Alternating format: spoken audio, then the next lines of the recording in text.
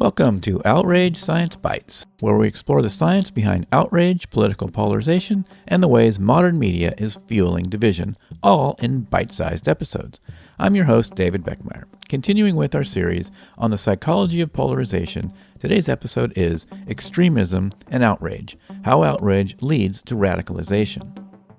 Now, we all know that outrage is an emotional driver. It's easy to feel righteous or morally justified when we're angry. But what happens when that outrage goes unchecked? What happens when it pushes people into extremism? We're going to unpack that today, but first, let's start with the role outrage plays in the radicalization process. Outrage is a powerful motivator. It makes us feel like we're part of something bigger, like we're standing up for what's right. But the problem is, when we're outraged, we often lose the ability to see things clearly. The nuances get stripped away, and everything becomes black and white. Us versus them. And once we're in that mindset, we're more vulnerable to radical ideas. Radicalization is often a slow burn. It starts small, being drawn to groups or content that validate our anger. Over time, as we become more consumed by that outrage, we seek out more extreme views. And the social media algorithms, well, they're happy to deliver exactly what you want. More outrage, more extremism, and less critical thinking. But not everyone is equally vulnerable to this process, and this is where psychology comes into play.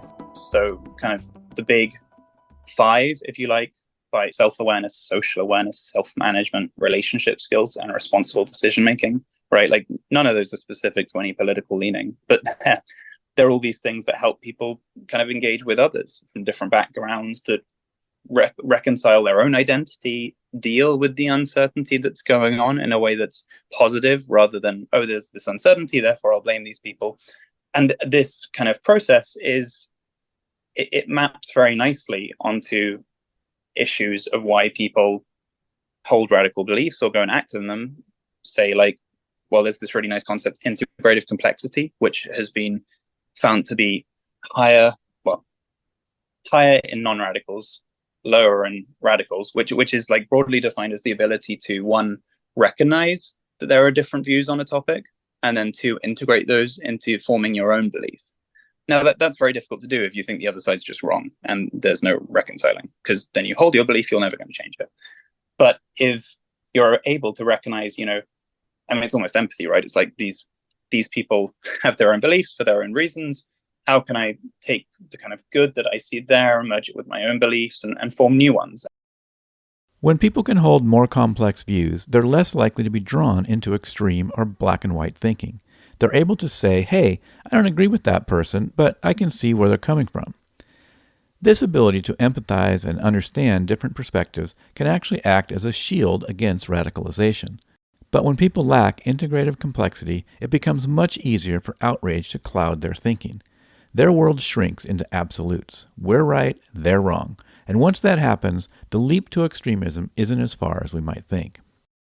This is why so many radical groups thrive on outrage. They use it as a tool to shut down critical thinking, making it harder for people to see the gray areas in life and easier to push extreme ideologies. So what can we do about it? One key takeaway is to foster awareness, both self-awareness and social awareness. If we understand that outrage is driving us toward extreme thinking, we can take a step back, pause, and reflect. As Jack mentioned, traits like self-management and responsible decision-making are crucial. They help us regulate our emotions and engage constructively with people we disagree with. It's not easy, especially when everything around us feels like it's designed to make us angrier, but it's essential. By nurturing our ability to engage with different perspectives and to do so in a way that's empathetic and thoughtful, we can resist the pull towards extremism. In the end, outrage can be an important signal. It tells us when something's wrong, but if we don't handle that outrage carefully, it can lead us down some pretty dangerous paths. That's it for this episode of Outrage Science Bites. If you enjoyed this episode, you may want to check out the long-form Outrage Overload podcast. Visit outrageoverload.net for past episodes, links, and contact information. Be sure to tune in tomorrow as we continue this series on the psychology of polarization.